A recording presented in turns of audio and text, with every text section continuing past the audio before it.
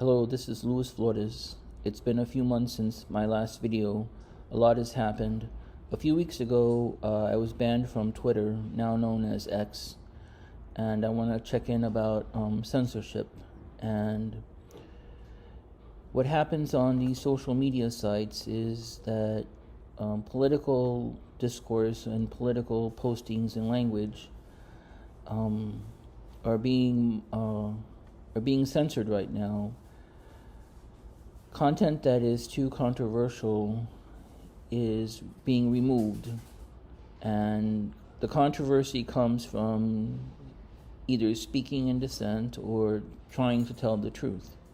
That kind of content is in contravention to how social media companies operate. They want content that can be marketed towards advertisers, and the easiest way for information to be removed swiftly and quickly is to make allegations of misinformation, and that is what I would like to talk about today. We see censorship taking place all around us, but we generally don't care until it happens to us. And the censorship happens once you fall out of step with what's acceptable. Excuse me for having my hand up here. I'm trying to block out the glare. Anyway, so please bear with me. Once you step out of line or start speaking out of step with others, you kind of stick out like a sore thumb. And leading up to my censorship on Twitter, I was posting content that was critical of Democrats, primarily AOC and Joe Biden. And most of my content were innocent Mickey Mouse memes, kindergarten kind of stuff that you see on Facebook. Nothing very provocative, just things that were calling out their duplicity, particularly on Israel, on the pandemic, which is still ongoing, and the war in the Ukraine. One of my other focuses has been on trying to save public housing in New York City. And so my little Mickey Mouse memes at some point became too much. And it's funny. So after I left Twitter, I moved to Mastodon, which is where I had a backup account. And even there, that was too much. So all these social media companies which claim that they are for free speech, it's an apparition. It's an illusion. And you don't find out until you challenge the acceptable narrative. For example, so one of my memes was about Joe Biden being complicit in what's happening in Gaza.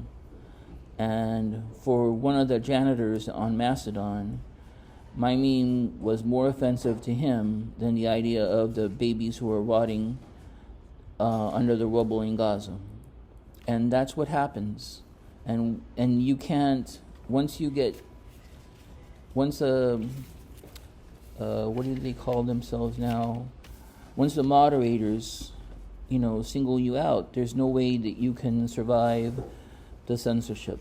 Because once you get flagged or get reported, you enter this death spiral that ends with your account being suspended, unlisted, and eventually banned.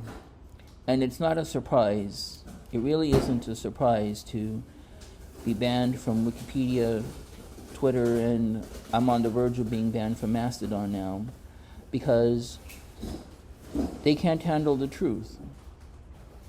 What's happening is that accounts are being banned. All you need to look at for proof that there's censorship taking place is that accounts keep getting banned. And the fact that it is ongoing and continuing is a pattern, and that should be worrisome, because people want to live in an echo chamber, and that's dangerous at a time when the nation is at war, and some of the wars are undeclared, and the president is acting without the war powers authority given to him by Congress. And secondly, as a result of the cost of these wars, There's no domestic program that's helping the people. And you need to look no further than what's happening to public housing in New York City, for example. That should tell you enough. We're in a housing crisis in New York City, and we're seeing the slow motion implosion of the New York City Housing Authority, or NYCHA, which is a local public housing authority here. One of my Twitter accounts, which was banned, only had about 30 or 40 followers, and yet I was accused of posting spam, which is insulting, and I was accused of platform manipulation, which is a joke, which only goes to show you the sensitivity to the truth on corporate social media accounts. And this reveals finally the duplicity that a lot of people have said about Elon Musk being committed to free speech. It's a lie, and if they can't handle the truth coming from a man who's homeless living in New York City, what does that tell you?